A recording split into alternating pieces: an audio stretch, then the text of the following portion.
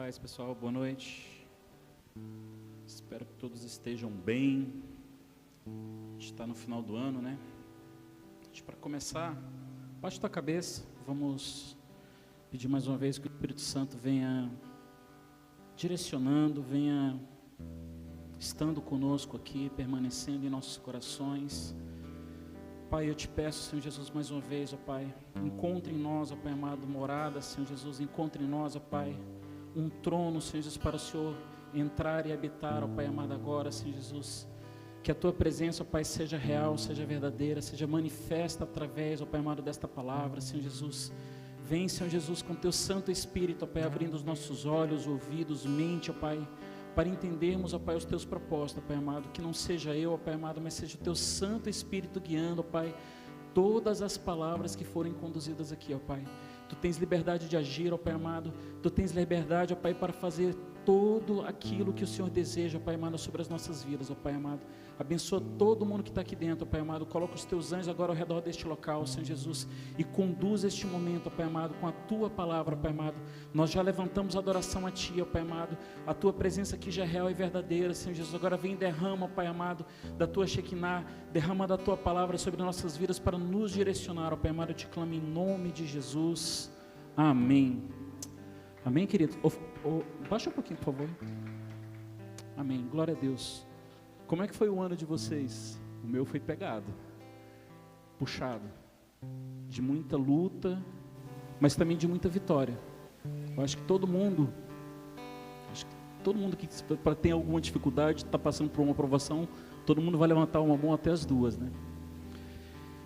Mas a palavra de Deus, ela é uma palavra que, se a gente está realmente centrado nela, a gente tem muita promessa e muita fortaleza para passar por tudo.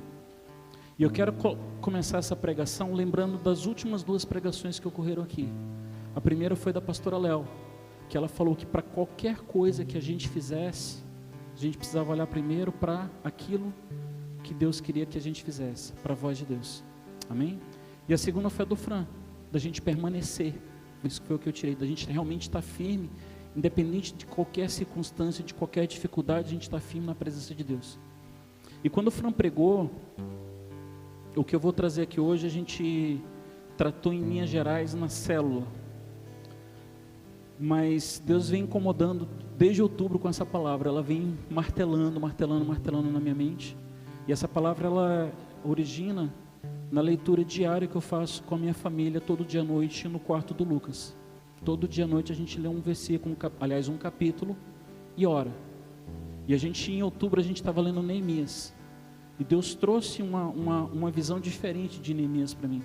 Quando a gente olha para Neemias, a gente olha para Neemias só na construção, na reconstrução dos muros, que é algo físico. Mas tem muito mais por trás disso. E eu creio que Deus quer derramar algo muito maior para as nossas vidas aqui hoje. Para começar, a gente vai ler Mateus 6,33. Busquem, pois, em primeiro lugar o reino de Deus e a sua justiça, e todas essas coisas serão acrescentadas a vocês. O que isso aqui tem a ver com Neemias? Tudo. Tudo tem a ver. Neemias, ele estava como copeiro, servindo o rei Artaxerxes. Para quem não conhece, eles tinham sido levados cativos para a Pérsia, isso em torno de 450 a.C., e ele estava lá servindo como copeiro. Era uma profissão de alto risco, mas também é uma profissão nobre. Por que era de alto risco? Ele experimentava toda a comida e toda a bebida do rei para ver se não estava envenenado. Se tivesse envenenado, ele morria, e o rei estava livre. Por isso era o risco, mas era de honra, porque ele era uma das pouquíssimas pessoas que tinha acesso ao rei. Mas isso não importou para Neemias. Quando ele soube que o povo dele, o povo de Jerusalém, estava sofrendo, que Jerusalém estava toda destruída, que a cidade estava toda acabada, Deus colocou um projeto no coração dele. E a primeira coisa que ele fez foi orar. E ele foi e orou. E nessa oração, Deus construiu um projeto na vida de Neemias. Então Neemias foi um vaso usado na mão de Deus para restaurar a cidade de Jerusalém naquela época. Mas assim, o principal ponto não foi o que Neemias fez. A gente tem algumas coisas aqui, que se a gente parar e olhar para os nossos dias de hoje, a gente também pode ver algumas coisas similares aqui hoje. Então eu gostaria de fazer um paralelo com a nossa igreja. O que Deus fez na nossa igreja durante esse 1 ano? O que Deus vem fazendo conosco durante esse período? Então Deus levantou o pastor Alexandre, a pastora Grace, o pastor Fran, a pastora Léo, para restaurar o povo dele que está aqui vivendo. Amém? E essa restauração não é só um lugar bonito para a gente viver, não é só o muro da cidade, não é só a cidade, é uma restauração de corpo, de físico, de alma e de espírito. Mas o que tu quer dizer com isso, Luciano? Então quando a gente olha para Neemias, a gente vai ler alguns versículos aqui. Então quem não teve a oportunidade de ler Neemias, eu recomendo ler, que é um texto muito bom, é um livro muito legal de ler. A gente vê que ele começa primeiro chegando na presença do rei. E ele não chega pedindo ao rei. O rei percebe que tinha alguma coisa diferente com Neemias. E eu creio que ali foi o Espírito Santo de Deus já tocando no rei para fazer a obra através de Neemias. Porque o rei vê o incômodo de Neemias e fala assim: o que tu tem? Por que tu está tão abatido? E ele ora e fala: se o Senhor encontrar graça em mim, me deixa ir para reconstruir os muros da minha cidade. E o rei não só libera ele para ir, mas também dá toda a estrutura necessária para ele reconstruir. Ele saiu com cartas para passar por todos os reinos, para comprar madeira, para comprar materiais, para fazer a reconstrução. E ainda tinha segurança acompanhando ele. Então vejam, o rei abriu mão da segurança que ele tinha para fazer o propósito do Senhor. Amém? E a gente vê que quando Neemias chega lá no capítulo 3 em diante, né, que ele começa ali ele chega na cidade, ele vai ver os muros, ele fica muito triste. E a gente entra aqui na questão da restauração física. Ele olha para aquilo e ele se incomoda. Mas o que é uma pessoa para reconstruir uma cidade? O que é uma pessoa para reconstruir o reino de Deus? O que é uma pessoa para reconstruir o que é necessário para que todo mundo viva bem? Uma só pessoa não foi capaz de fazer isso, mas ele foi líder das pessoas que estavam ali morando, sofrendo e vivendo daquele jeito. E a reconstrução, ela começa num aspecto físico. Ele não falou de arrependimento, ele não falou de moral, ele não falou de princípios, ele não falou de papéis e responsabilidades, ele falou de: vamos reconstruir Jerusalém, vamos reconstruir a nossa casa, vamos reconstruir a nossa terra. Amém? Então, quando a gente olha para a restauração física, a gente vê no capítulo 3 ao capítulo 7 essa restauração física.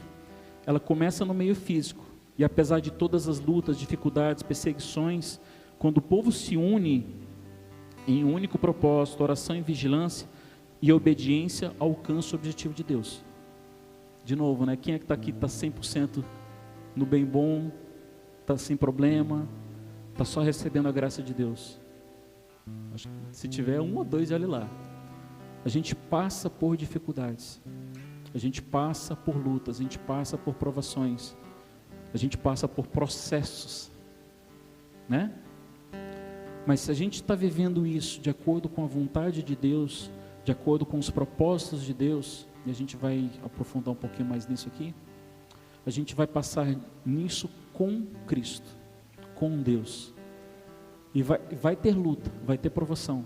A gente vê Neemias aqui, eles passaram na construção, quando eles começaram a reconstruir, no capítulo 4, lá no versículo 1, não precisa abrir não, Tito, ó. Quando Sanbalate soube que estavam reconstruindo o muro, ficou furioso, ridicularizou os judeus e na presença dos seus compatriotas e dos poderosos de Samaria disse: o que aqueles frágeis judeus estão fazendo? Será que vão restaurar o seu muro? Irão oferecer sacrifícios? Irão terminar a obra num só dia? Será que vão conseguir ressuscitar pedras de construção daqueles montes de entulho de pedras queimadas? Tobias, o amonita que estava ao seu lado, completou: pois que construam, basta que uma raposa suba lá para que esse muro de pedras desabe. Às vezes a gente começa num projeto, numa coisa que Deus colocou no nosso coração para fazer, e as coisas ao redor parece que não estão nada bem. Vem, não, isso não vai dar certo não. Não, mas isso aqui, não, dá muito trabalho. Lá, ó. Aí ele vai começar, mas já ele vai desistir disso. Não é assim? Olha só, que lugar maravilhoso que a gente tem. Mas aqui, por si só, não vai a lugar nenhum. O Cícero falou sobre dízimos e ofertas, sobre a dificuldade da igreja em sustentar por si só para fazer a obra acontecer. Neemias aqui, ele estava reconstruindo a cidade.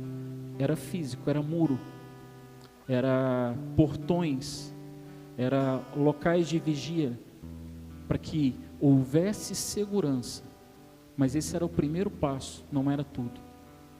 Então, a gente precisa ter segurança física, para a gente ter as emoções controladas. Amém? Então, quem tem alguma dificuldade financeira, começa a pensar: eu estou preocupado, eu tenho que pagar a conta, tenho que fazer aquilo outro. Eu preciso ter segurança. É do físico, é físico isso. Se eu tenho o meu lar e o meu lar, a porta dorme aberta, o dia a gente dorme preocupado. Precisa ter segurança. E Neemias, ele vai para isso. Mas ele não faz sozinho. Ele envolve as lideranças da igreja, ele envolve os sacerdotes, ele envolve os homens, mulheres e jovens. E todo mundo, quando entendeu o projeto que Deus tinha colocado no coração de Neemias, foi junto com Neemias reconstruir os muros de Jerusalém. Então, quando a gente olha lá no desenho, é como se fosse várias seções, não é redondo, mas era uma coisa assim quase arredondada, e cada um ficou responsável por uma parte daquilo. Cada um ficou responsável por uma parte do muro. Cada um ficou responsável por um portão, aquele mais próximo da tua casa. Então, enquanto eles estavam construindo aquela parte, os outros estavam vigiando, porque tinham os inimigos que estavam provocando, que estavam buscando derrotar, que estavam querendo influenciar negativamente o trabalho. Então eles estavam trabalhando, mas eles também estavam vigiando. Eles estavam olhando e acompanhando tudo que estava acontecendo. Então, de novo, não foi só Neemias, não foi o irmão Samuel, não foi o irmão Fran, foi toda a cidade junta para ser reconstruída. Vou trazer de novo para a nossa igreja. Não é só o pastor Fran, não é só o pastor Alexandre, não é só o Samuel, não sou só eu, é toda a igreja.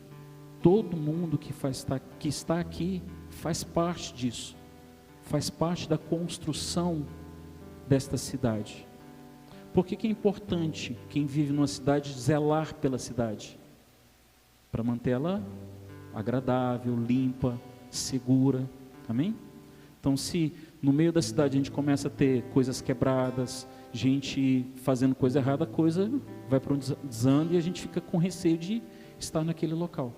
Então a gente precisa cuidar daquilo que Deus nos deu.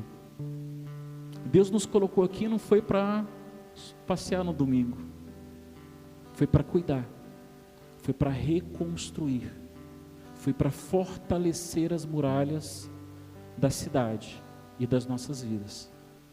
E isso acontece no físico, é no trabalho, no dia a dia. Amém? Então, quando convida para um culto, quando convida para um encontro, aquilo, isso faz parte do trabalho. Quando convida para limpar, isso faz parte do trabalho. Quando convida para uma oração, quando convida para uma intercessão, quando convida para um discipulado, para um estudo, isso faz parte da construção física da igreja. Vai ter outras consequências, mas faz parte da construção física. Então, quando a gente se coloca à disposição do reino de Deus para trabalhar no físico, todas as outras coisas vos serão acrescentadas. Então, o trabalho começou no físico. O trabalho começou com Deus incomodando o coração de um homem. Mas todos aqueles que se dispuseram a trabalhar junto, tiveram o mesmo impacto que Neemias teve. Porque não foi Neemias que construiu o muro sozinho. Todos eles, tijolo por tijolo, participaram disso. Amém? E quando a gente começa a trabalhar no físico, a gente começa a restaurar a nossa alma. Qual é o papel da alma? A alma é o centro da nossa personalidade. Ela abriga a mente, as emoções, alegrias, tristezas, ódio, rancor, dúvida, vontades e pensamentos. Ele é intermediário, ele é o que liga o corpo com o espírito.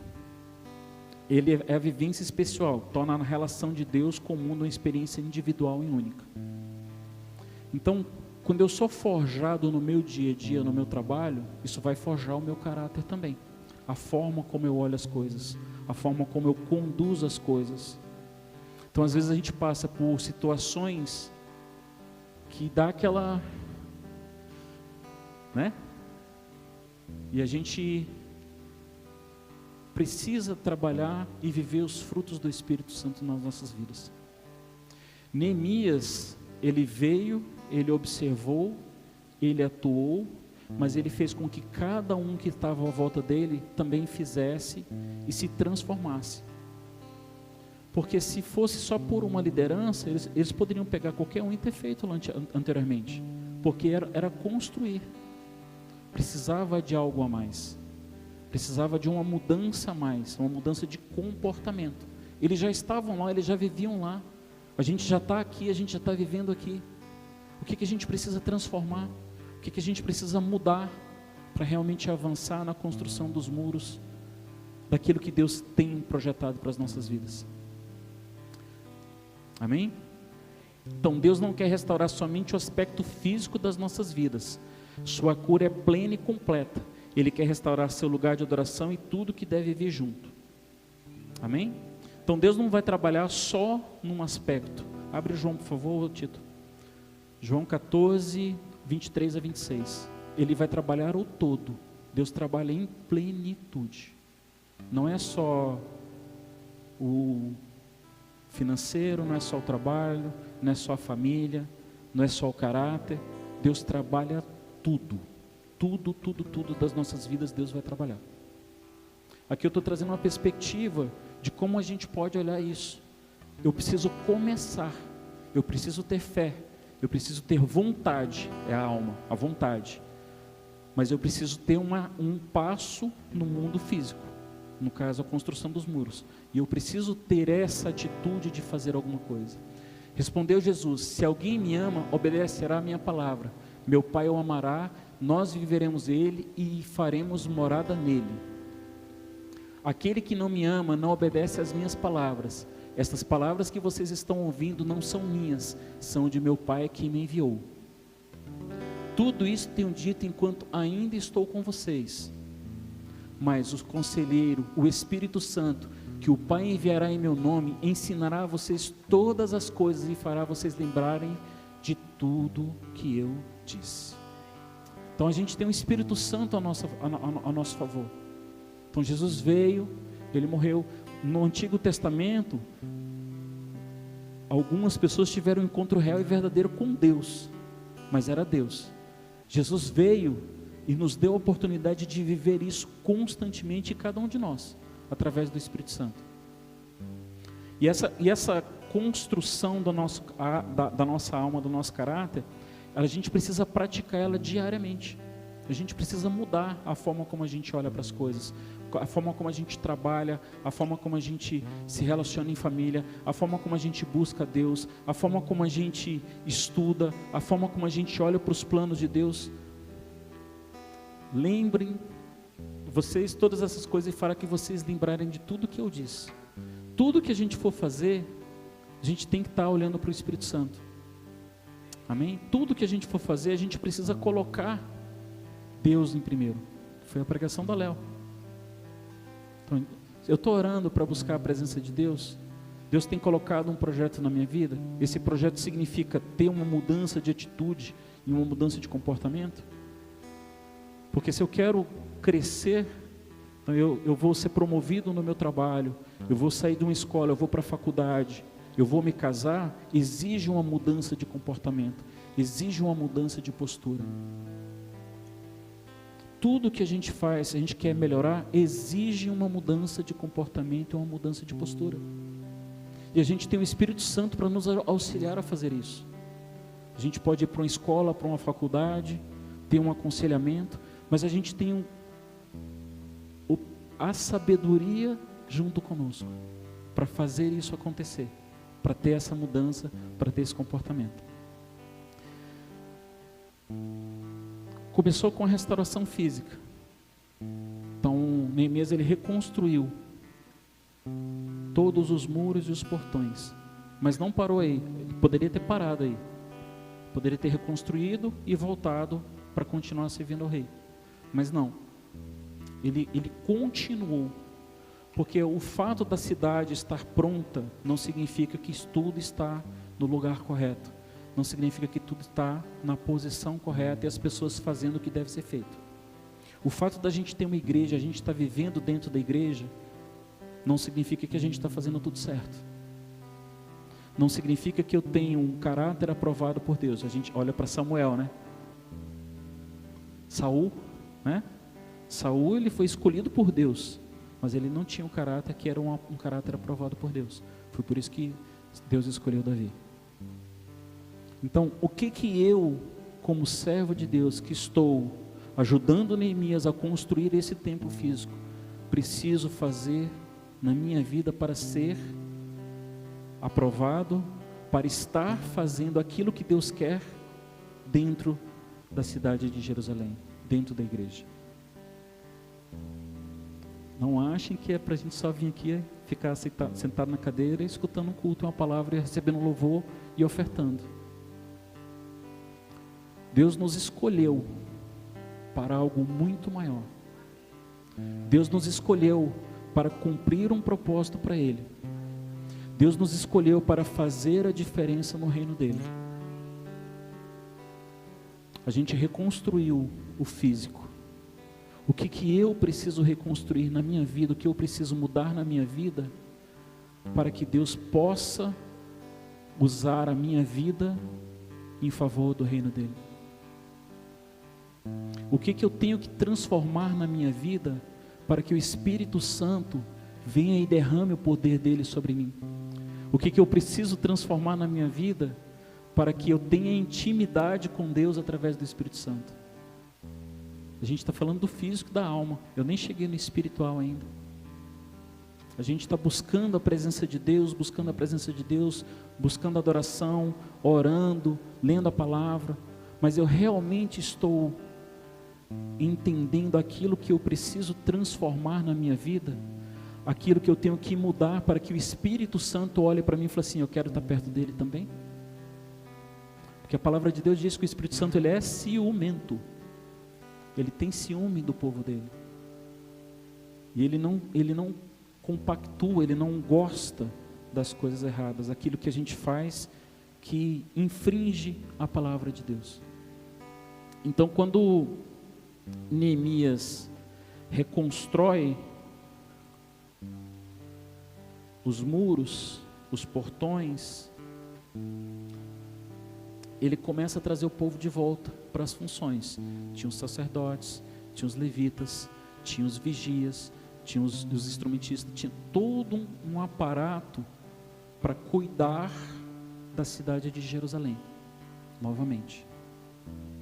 E ele traz essas pessoas, e ele lembra essas pessoas de algumas coisas. Qual era o papel de cada uma delas? O que elas deveriam fazer em Jerusalém? O que eu deveria fazer no reino de Deus? Qual é o meu papel no reino de Deus? Qual é o meu papel aqui? Qual é o meu papel para Deus? O que Deus espera de mim como filho dele? Amém?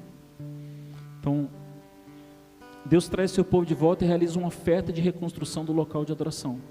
Então veja, Neemias 7, 70 até 73. Então, quando eles voltam e Neemias começa a trabalhar, a primeira coisa que eles, depois que eles reconstroem o muro, eles vão para a reconstrução do templo. O que significa o templo? O local de adoração. A primeira coisa que eles reconstroem depois da segurança física é o local de adoração. E como é que eles fazem isso? Alguns dos chefes das famílias contribuíram para o trabalho. O governador deu à tesouraria 8 quilos de ouro, 50 bacias e 530 vestes para os sacerdotes. Alguns dos chefes das famílias deram à tesouraria 160 quilos de ouro e 1.320 quilos de prata para a realização do trabalho. O total dado pelo restante do povo foi de 160 quilos de ouro, 1.200 quilos de prata e 67 vestes para os sacerdotes. Os sacerdotes, os levitas, os porteiros, os cantores, os servidores do templo e também alguns do povo e dos demais israelitas estabeleceram-se em suas próprias cidades. Lembra que no começo Neemias recebeu uma carta do rei com um salvo-conduto para ele passar pelos e ainda comprar materiais? Isso era para construir o muro. Imagina, se o muro está todo destruído, imagine a cidade. A gente tem alguns exemplos de guerra acontecendo agora lá para o lado lá da Ucrânia, Israel. A gente vê como é que fica a cidade. E tudo começa com a segurança. Estou seguro, eu preciso reconstruir a cidade. Não foi ninguém que pegou o dinheiro de fora e trouxe para reconstruir. O próprio povo ofertou de bom grado para reconstruir o templo do Senhor. E a reconstrução do templo, de novo físico, para o espiritual, ele transforma as nossas vidas. As pessoas que participaram da reconstrução aqui têm orgulho, têm um carinho, têm um zelo, têm até ciúmes desse local. Eu conheço alguns que, dependendo se faz um negócio meio torto, a pessoa vai ficar de cara fechada. Por quê? Porque participaram da construção. Eles viveram juntos um propósito que Deus colocou no coração de Neemias. E esse propósito traz senso de pertencimento. As pessoas participaram daquilo. Elas querem honrar, querem doar, querem participar, querem viver cada dia mais aquilo. E esse movimento, ele gera uma mudança no nosso caráter também. Porque se eu quero ter o zelo pela casa de Deus, se eu quero cuidar das coisas que Deus colocou, que eu tenho a oportunidade de ofertar, de cuidar, isso vai transformar a minha vida. Eu quero cuidar da igreja de Deus, eu quero cuidar das pessoas, eu quero cuidar daquela pessoa que não tem nada ali, e eu posso ajudar ela. Isso vai gerando um senso de pertencimento de reino, e Deus vai transformando a minha vida com isso também. E eu vou ajudando o outro, eu vou gerando um impacto na vida do meu próximo, e na minha vida, e na minha casa, e no meu templo, e no meu sacerdócio. Então essa restauração do templo leva à confissão de pecados, arrependimento, mas também deve levar a um compromisso real e verdadeiro, pois é isso que nos levará para mais perto do Senhor, trazendo propósito e santidade. Então o trabalho físico realizado na construção dos muros avança para a reconstrução dos papéis, responsabilidades e a rotina diária do povo, restaurando o caráter, vontades e pensamentos que deveriam seguir. Então o que aconteceu aqui? Se não me engano é Neemias 8 e 9. Deixa eu achar aqui. Então, quando Neemias reconstruiu o templo, reconstruiu os muros, reconstruiu o templo, teve um momento que ele parou e voltou a lembrar o que foi que aconteceu com o povo para estarem naquela situação. Lembrou do pecado. E o povo lembrou do pecado, e eles fizeram, todo mundo junto, uma confissão de pecado. O povo estava todo mundo na praça da cidade, da praça de Jerusalém, Neemias lembrando disso, e eles confessaram o pecado de Jerusalém. Olha a evolução das coisas. Um homem distante é impactado pela palavra, pelo poder de Deus, e ele move toda uma cidade para confessar o pecado. Um homem. Quantos somos aqui? O irmão está falando umas 50. Um homem conseguiu transformar e trazer à memória do povo aquilo que trazia esperança para eles, e eles confessarem os pecados uns dos outros. Confessar o pecado é realmente abrir a boca e falar: eu pequei, eu errei, eu fiz isso e aquilo, me perdoa, Senhor. Lá no capítulo 9 eles falam disso, não? No 24º dia do mês, os israelitas se reuniram, jejuaram, vestiram pano de saco e puseram terra sobre a cabeça, se humilharam. Eles se reuniram e se humilharam. Os que eram de ascendência israelita tinham se separado de todos os estrangeiros. Levantaram-se nos seus lugares, confessaram os seus pecados e as maldades dos seus antepassados. Ficaram onde estavam e leram o livro da lei do Senhor, o seu Deus, durante 3 horas, e passaram outras 3 horas confessando os seus pecados e adorando o Senhor, o seu Deus. Em pé na plataforma estavam os levitas. Aí fala todos os levitas aqui. Em alta voz clamavam ao Senhor, o seu Deus. 3 horas lendo, para depois 3 horas confessando os pecados. Não tem como não ter transformação de caráter, transformação de vida. Não tem como não ter transformação de vida se eu faço isso. Aí a gente começa a entrar na essência do que Deus quer para as nossas vidas, que é a restauração do Espírito. Porque Cristo veio e morreu para restaurar. Lembra que a palavra de Deus diz que o véu se rasgou do alto a baixo. Para quê? Para a gente ter acesso, para a gente poder acessar livremente o Santo dos Santos. O Santo dos Santos representava a presença de Deus no tabernáculo. O Santo dos Santos era literalmente Deus ali presente. Tanto que se entrasse ali de qualquer forma, o sacerdote uma vez por ano entrava lá, se ele tivesse em pecado ele morria na hora. E hoje a gente tem a oportunidade de entrar no Santo dos Santos, ter uma conversa cara a cara com Deus, através da morte de cruz de Jesus. Olha o privilégio que a gente tem.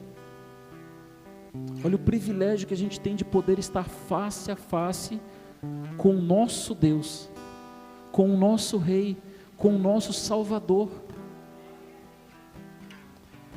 O papel do Espírito é conectar com o divino, é a parte que se relaciona com Deus, é a fonte de vida, representa a dimensão espiritual e eterna do ser humano. E a gente só pode viver isso através de Jesus e essa transformação do nosso físico, da nossa alma e do nosso espírito. A partir do momento que eu aceito a Cristo, eu confesso e eu me batizo, eu morro para o mundo e nasço espiritualmente para Deus. Amém? Então é isso que vai me dar a oportunidade de estar face a face com o Senhor. É isso que vai me dar a oportunidade de sentar numa cadeira, buscar a presença de Deus e Ele falar comigo. Buscar o direcionamento de Deus e Ele dizer o que Ele espera de mim. Porque os pensamentos de Deus são pensamentos de paz, não de guerra. Ele sempre tem o melhor para as nossas vidas, mas a gente acaba olhando para a nossa pequenez, olhando para a nossa mente e quer resolver as coisas do nosso jeito. Aí já era. A gente pode, às vezes até acerta, mas tem mais chance de erro do que acerto. Então, olha só aqui que coisa interessante, né? Neemias 8, eles leem a palavra. Neemias abre, coloca todo mundo de novo lá e ele faz a leitura pública da lei. Leitura pública da palavra. Bota todo mundo de novo lá no centro, lá na Praça do Ferreira. Senta aí, negada, vamos escutar a palavra de Deus. E começa. No caso lá era o Pentateuco, né? Gênesis, Levítico, Número de Deuteronômio. Lê toda a palavra para todo mundo, explicando o que significava aquilo. A primeira coisa que eles fazem é a leitura da palavra. A segunda coisa que eles fazem, que eu falei aqui agora, reconhece os pecados. Neemias 9, 1 a 5, que a gente fez. Depois eles se arrependem. Eles confessam o pecado e arrependem o pecado. E aí tem uma renovação da aliança de Deus. Neemias 9, 38. Coloca aí título, por favor. 9, 38. E eles fazem um acordo com o Senhor. Então, houve entendimento do que Deus queria, da lei de Deus, da palavra de Deus através da leitura. Eles teve arrependimento. Aliás, eles reconheceram o pecado. Eu errei. Eles confessaram isso. Tiveram arrependimento, que é mudar, né? Não adianta nada eu só confessar e continuar fazendo igual, não vai resolver. Mas eu preciso me arrepender e renovar a aliança. Olha só o que fala aqui, ó. Em vista disso tudo, estamos fazendo um acordo por escrito e assinado por nossos líderes, nossos levitas e nossos sacerdotes. Aí o versículo 10, eu vou ler aqui, tá? Esta é a relação dos que assinaram: Neemias, o governador, filho de Acalias, Zebedias, Seraías, Azarias, Jeremias, Passur, todo mundo assinou. No versículo 28, ele lê 28 versículos só falando quem assinou.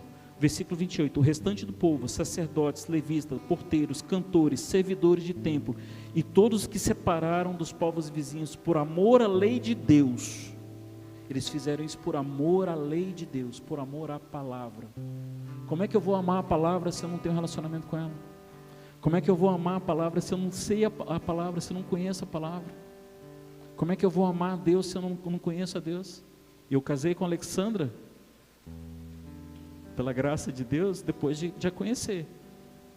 Depois de começar a conversar com ela e falar assim, é ela que Deus quer para mim e eu quero ela.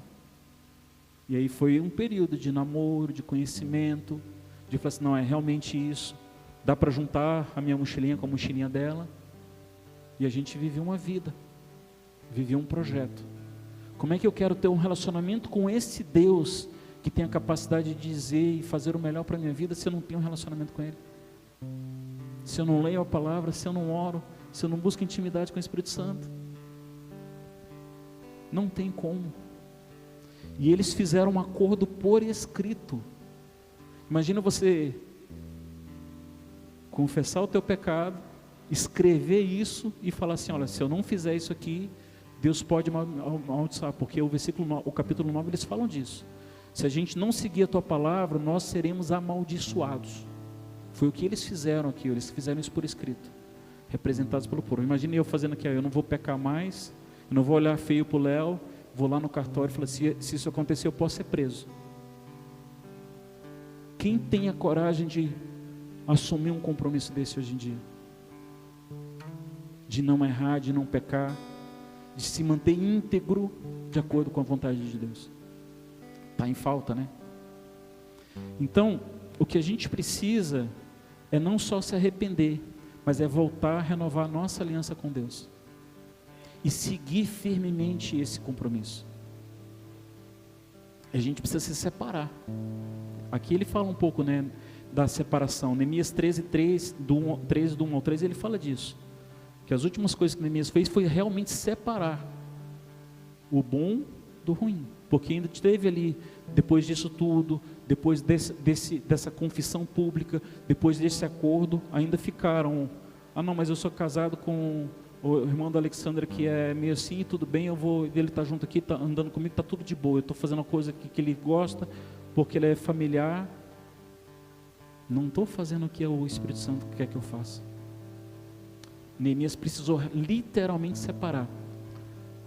Olha só, naquele dia, o livro de Moisés foi lido em voz alta diante do povo, e nele achou escrito que nenhum amonita ou moabita jamais poderia ser admitido no povo de Deus, pois eles, em vez de darem água e comida aos israelitas, tinham contratado Balaão para invocar maldição sobre eles. O nosso Deus, porém, transformou a maldição em bênção. Quando o povo ouviu essa lei, excluiu de Israel todos os que eram de ascendência, ou seja, que eram de fora da cidade, que eram estrangeiros. Eles se separaram. Essa separação física, espiritualmente, significa que a gente chama como tem que ter uma vida santa, uma vida separada. O que é viver em santidade? É se separar das coisas que não agradam a Deus.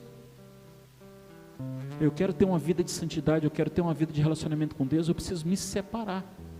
Eu preciso abrir mão das velhas coisas que eu vivia, das velhas coisas que eu gostava, das velhas coisas erradas que eu fazia, e buscar viver uma vida de acordo com a vontade de Deus.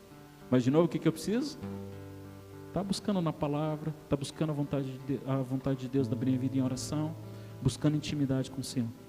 Se eu não tenho essa separação, eu não tenho um relacionamento com o Espírito Santo.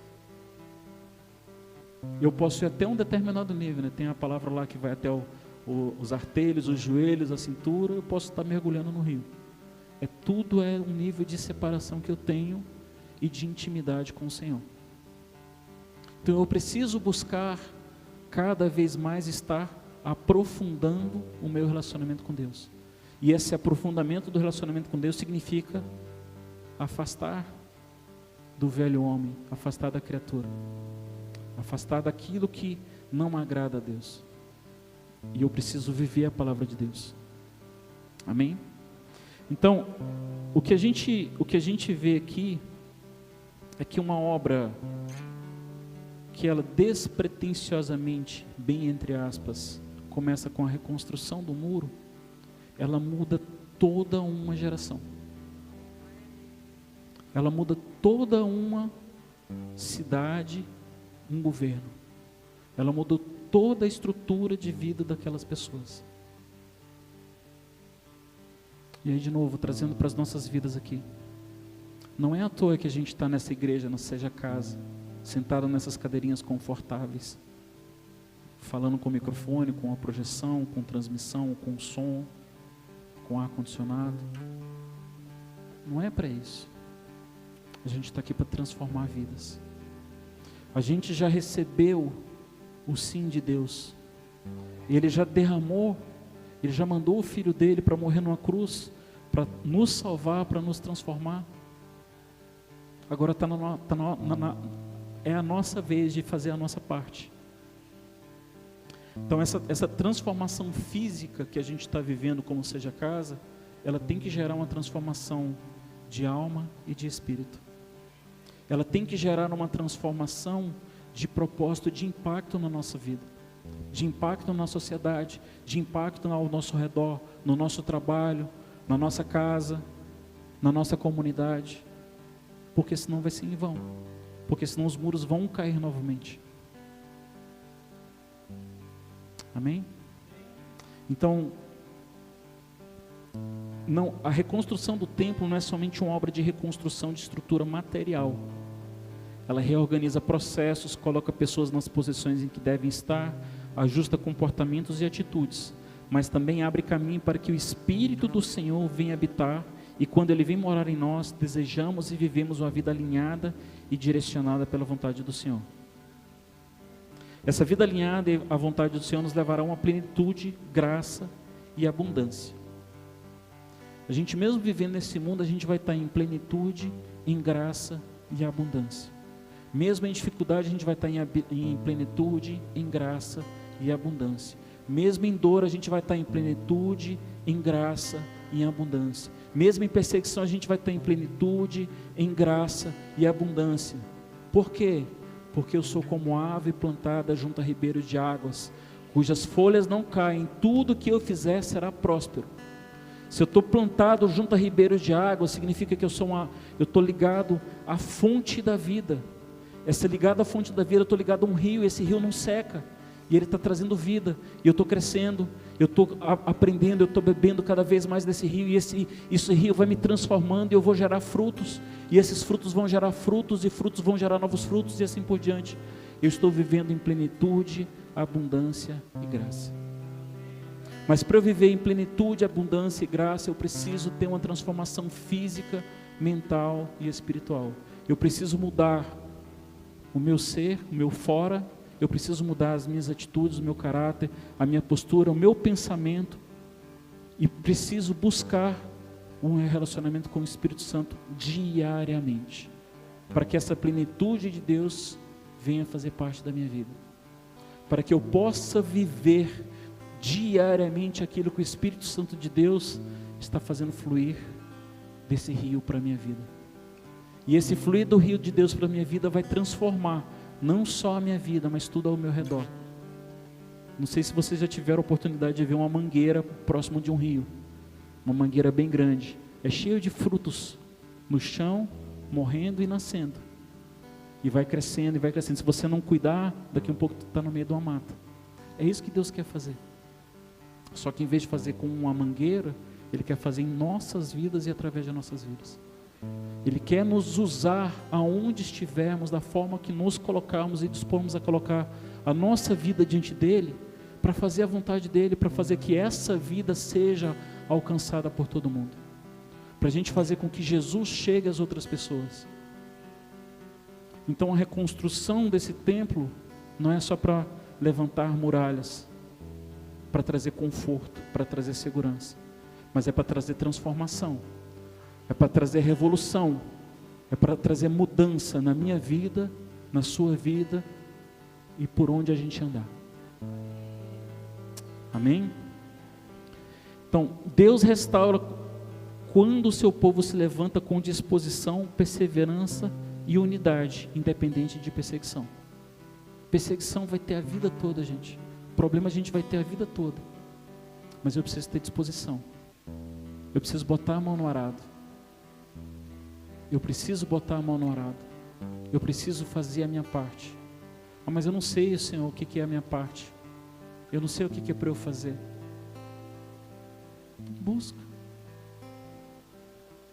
Senta no teu quarto lá, ou na tua mesa, no café da manhã, bota uma cadeira na tua frente lá e conversa com Deus. E espera Ele te dar a resposta. Pede uma resposta para o Senhor e Ele vai te dar. Buscar-me-eis e me achareis quando buscarem de todo o vosso coração. A gente precisa buscar a presença do Senhor. A gente precisa buscar a vontade do Senhor para as nossas vidas. E a gente está numa época do ano agora sensacional para isso. Quem é que já fez o planejamento do ano que vem? Quem é que vai voltar para a academia em janeiro? Eu já tenho ali fazendo joinha. A Mari também. Então assim, a gente está na época do ano que a gente mais deveria buscar a presença do Senhor. A gente mais deveria buscar qual é o plano de Deus para a minha vida para o ano de 2026.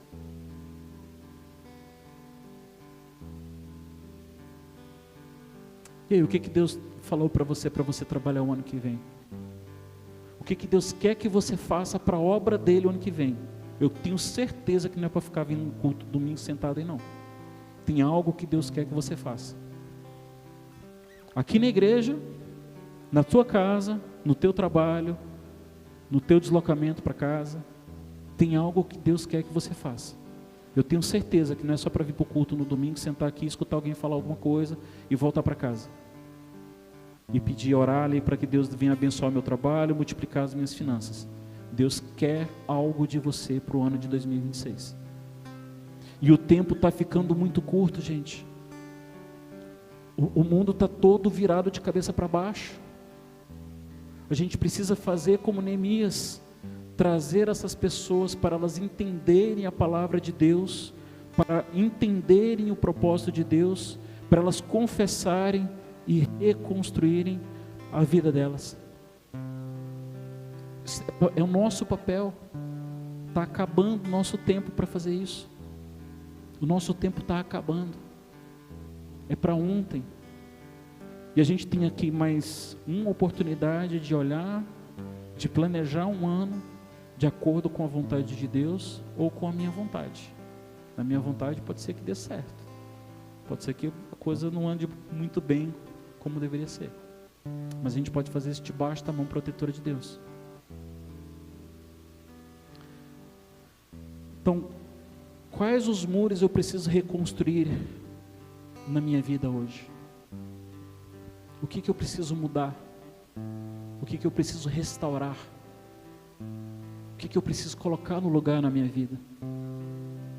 Seja fisicamente, mentalmente e espiritualmente. Qual é a mudança de caráter, mudança de comportamento, mudança de mentalidade que eu preciso fazer? O que Deus tem colocado em nossos corações que exige coragem e fé da nossa parte? Não é fácil. Deus pode virar para mim e dizer assim: Luciano, agora tu vai morar lá na China para pegar para o chinês lá. Não é fácil. Ou lá na África lá que está tendo perseguição. Se Deus fala isso para mim, eu vou ter realmente coragem e fé para cumprir a vontade de Deus? Mas eu não estou dizendo, eis-me aqui, Senhor. cumpre a tua vontade em mim? E se Deus mandar eu ir para lá? Tenho que ter coragem e fé para fazer. Então o que Deus tem te pedido que está faltando coragem e fé para fazer? Então como é que a gente pode apoiar uns aos outros nessa restauração espiritual, emocional e prática? Como é que eu posso ajudar o Léo aqui na caminhada dele? Como é que o Léo me ajuda?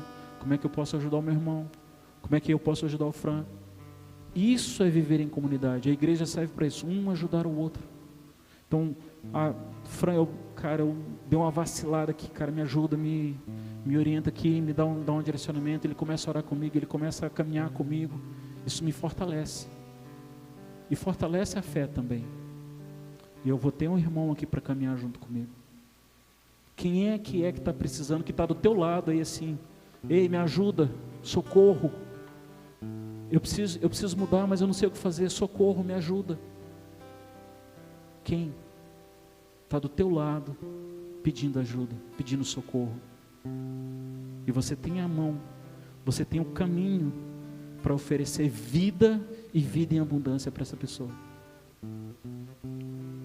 Então Jesus já veio e pagou o preço. Ele já rasgou o véu do alto a baixo. Ele nos deu acesso ao Santo dos Santos. Ele já nos deu oportunidade, ferramentas e poder para avançarmos na reconstrução, caráter, atitude e santidade. Ele já deu tudo para a gente. A gente tem a palavra dele disponível, abundante, seja física, seja digital.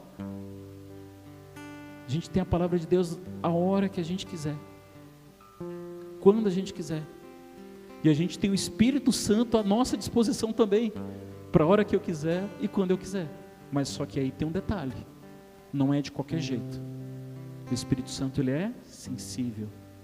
Então a gente precisa estar pronto para ouvir. Aí exige a mudança de caráter. De novo, o que eu preciso mudar na minha vida para que haja realmente essa mudança de caráter? Amém, igreja?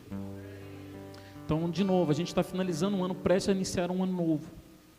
Que a gente entenda quais as ferramentas, quais as mudanças, quais os projetos, quais as atitudes, quais as ajudas que Deus quer que a gente faça de acordo com a vontade dEle, de agora em diante. Não precisa esperar o ano que vem, apesar que está perto, mas pode ser de hoje. Pode ser de hoje. Então qual é o projeto que Deus tem colocado na tua vida? Mas eu não sei ainda, então vamos buscar hoje aqui. Qual é a mudança que Deus quer para a tua vida? Eu não sei ainda, então vamos buscar aqui. Mas Luciano, eu não participei disso ainda, eu não aceitei a Cristo, eu estou numa vida toda errada. Aqui é a hora de mudar isso. É a hora de você passar a participar disso, passar a fazer parte disso. Porque a única coisa que importa para as nossas vidas é a eternidade. E a gente só vai ter eternidade com Cristo se a gente tiver um relacionamento hoje com Ele. E para eu ter um relacionamento hoje com Ele, eu preciso primeiro reconhecer que Ele é o meu Senhor, é o meu Salvador. Ele veio, Ele morreu numa cruz para que eu tenha vida e vida em abundância. Amém? Coloque-se de pé. Antes do louvor, fazer um louvor, a gente vai fazer uma oração aqui. Pai, eu te louvo e te engrandeço, Senhor, por esta palavra. Te louvo e te engrandeço, Pai, porque o Senhor sabe todas as coisas, Pai amado. O Senhor estava pairando sobre as águas, Pai, através da Tua voz, através do verbo que era vivo, tudo foi formado, tudo foi feito, tudo foi realizado através da Tua palavra, que é uma palavra viva e eficaz, que vai até a divisão de alma e espírito, Senhor. Ô Senhor, olha para cada um de nós aqui, ó Pai amado, a começar em mim, Senhor Jesus. Revela a Tua vontade, ó Pai amado. Revela, Pai, o Teu querer, os Teus propósitos, os Teus planos para as nossas vidas, Senhor Jesus. Revela, Senhor Jesus, aquilo, ó Pai amado, que devemos mudar, ó Pai amado, o que devemos transformar, Senhor Jesus. Aquilo, ó Pai amado, que temos, ó Pai amado, que buscar mais, ó Pai amado. Às vezes é só uma oração a mais, Senhor Jesus. às vezes é só 1%, 15 minutos do meu dia na tua presença pode transformar radicalmente a minha vida. Às vezes é 5 minutos a mais de oração, às vezes é um versículo a mais da tua palavra, Senhor Jesus. Isso pode mudar radicalmente a minha vida, Pai. Que nós possamos, ó Pai amado, absorver, ó Pai amado, esse entendimento, Senhor Jesus. Que nós possamos, ó Pai, ó Senhor Jesus, viver a plenitude da tua vontade, ó Pai amado. Que o teu Espírito Santo venha fazendo morada, Senhor Jesus, em nossos corações, ó Pai. Que Ele encontre em nós, ó Pai amado, um trono limpo, confortável para Ele vir e morar em nossos corações, para que a tua vontade seja cumprida através de nossas vidas, Senhor Jesus. Eu te clamo em nome de Jesus, ó Pai amado. Olha para cada vida aqui, Senhor Jesus. Vem fazendo a tua vontade, ó Pai amado. Vem cumprindo os teus propósitos, ó Pai amado. Venha trazendo a transformação, seja necessária para que cada um viva de hoje em diante aquilo que o Senhor deseja para a vida deles, ó Pai amado. Se falta clareza, Senhor Jesus, o Senhor vai trazer clareza, Senhor Jesus. Se falta sabedoria, o Senhor trará sabedoria, ó Pai amado. Se falta entendimento, o Senhor trará entendimento, ó Pai amado. Ó Senhor Jesus, o Senhor, ó Pai amado, é dono de ouro e da prata, é dono de todas as coisas, é dono de todo conhecimento, Senhor Jesus. Vem, Senhor Jesus, trazendo, ó Pai amado, abrindo as mentes, ó Pai amado, para que possamos entender, ó Pai amado, os teus propósitos, a tua vontade, os teus princípios para as nossas vidas hoje e sempre, em nome de Jesus. Amém, Jesus. Amém. Glória a Deus.